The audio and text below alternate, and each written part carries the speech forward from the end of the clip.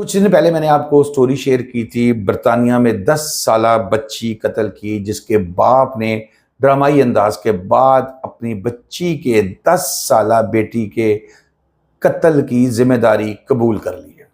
برطانیہ کی عدالت میں یہ ٹرائل ہو رہا ہے۔ برطانیہ کی پروسیکیوشن جو ہے وہ اس پر ٹرائل کر رہی ہے۔ بدھ کے روز جہاں پر برطانیہ میں جو اس کی سماعت ہوئی تھی، اور اس میں پہلے یہ الزام لگایا گیا تھا کہ جو سوتیلی ماں ہے اس کی بینش بطول، اس پر اس کے باپ نے الزام لگا دیا تھا، عرفان شریف نے، کہ جی اس نے مارا، میں آیا تو یہ بیٹھی ہوئی تھی، میری جس نے ایمبولینس بھی نہیں بلائی۔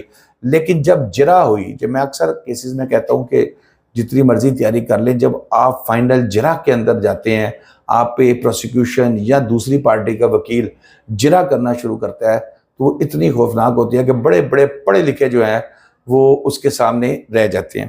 بہرحال جرا میں عرفان شریف نے قبول کر لیا کہ وہ اپنی بیٹی کی موت کا ذمہ دار ہے، لیکن وہ کہتا ہے میں نے قتل نہیں کیا۔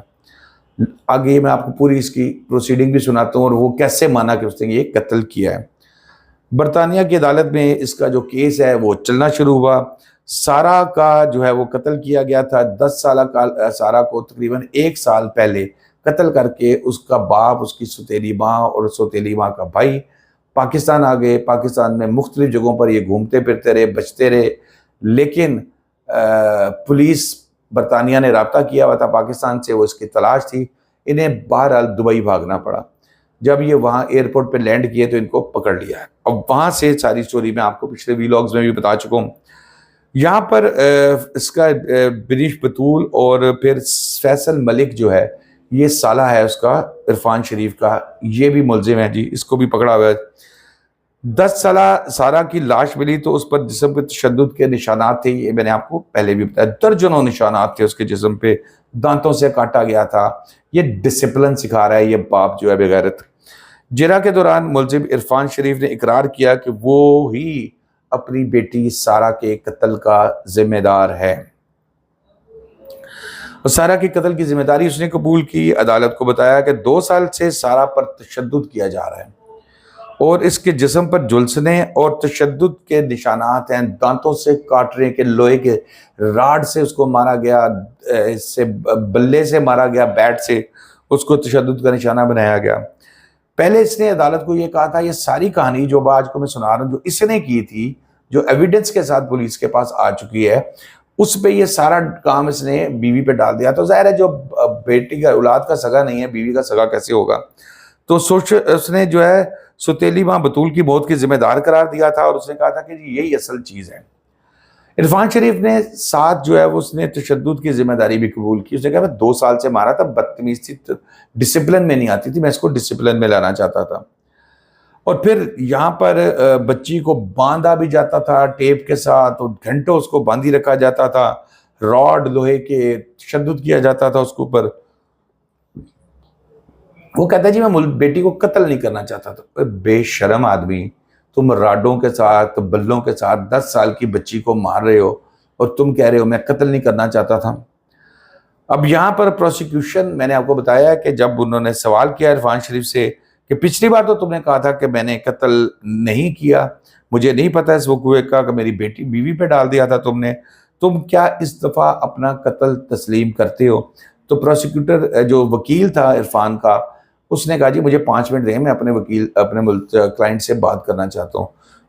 عدالت نے بریک دی، ٹائم ہوا، پھر دوبارہ پروسیڈنگ شروع ہوئی تو عرفان نے کہا جی کہ نہیں میں اپنے بیان پہ سٹینڈ کرتا ہوں، میں نے ہی مارا ہے۔ اس موقع پر ملزم کے وکیل نے، جیسے میں نے بتایا، پروسیکیوشن عرفان سے قتل کے وقت اس نے پوچھا کہ جی قتل کا وقت کیا تھا، کیسے ہوا؟ اچھا یہ پورا وقوع وہ ہے جو پہلے وہ اپنی بیوی پہ ڈال چکے ہیں۔ کہتا ہے جی کہ میں شام کے ٹائم واپس آیا تو سارا اوپر کمرے میں تھی، میں اوپر چلا گیا تو میری بیوی بھی اس کے ساتھ لیٹی ہوئی تھی، اور اس نے کہا کہ یہ بیمار ہے، تو میں نے اس کو کہا کہ یہ ڈرامے کر رہی ہے، یہ کوئی بیمار نہیں ہے۔ اور وہاں پر اس نے کہا جی کہ جو بخار کا بھی اس نے کہا جی یہ بہانے کر رہی ہے، ایسا بخار والا اس کا کوئی چکر نہیں ہے۔ پروسیکیوٹر نے کہا کہ اپنی بیوی کے ملزمہ بطول پر یہ تم نے پہلے ہی تم نے کہا تھا کہ جی اس نے کہا کہ تم تو ڈرامہ کر رہے ہو، بچی ڈرامہ کر رہی ہے، لیکن اس کے بعد اس نے بچی کو اٹھایا بیماری کی حالت میں، لوہے کے راڈوں کے ساتھ مارا، بلے کے ساتھ مارا، جو پولیس نے برآمد کر لیے اور یہ مان گیا ہے۔ پروسیکیوٹر نے بتایا کہ بینش نے تم سے کہا تھا کہ سوال کیا کہ بینش نے تم سے کہا تھا کہ ایمبولنس بلواؤ، لیکن تم نے انکار کر دیا۔ یہ وہی بات ہے جو پچھلی بار یہ بغیرت انسان اپنی بیوی پر الزام لگا رہا تھا کہ جی میں نے اس کو بیوی کو کہ ایمبولنس بلاؤ، تو اس نے نہیں بلائی۔ اب ثابت ہو گیا جب پولیس کی تفتیش میں کہ نہیں، بیوی نے تو کہا تھا ایمبولنس بلاؤ، اس نے کہا تھا کہ رہنے دو، کوئی ضرورت نہیں ہے، مرنے دو اس کو، اور اس کو بینش کو اس نے منع کر دیا اپنی بیوی کو۔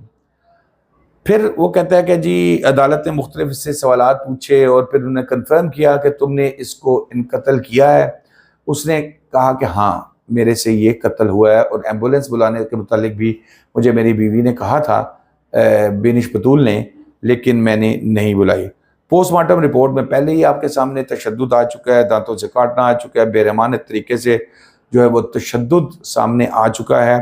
اب ڈسپلن کی اس کو سکھانے کے لیے اس بچی پہ تشدد اس شخص نے کیا تھا۔ ٹرائل اس کا جاری ہے اور مجھے یقین ہے کہ زیادہ لمبا عرصہ نہیں چلے گا۔ جیسے جیسے اس کے اندر کوئی اپ ڈیٹس ہوتی رہے گی میں آپ سے شیئر کرتا رہوں گا۔ شاداب ریاض کو اجازت دیجیے، اللہ حافظ۔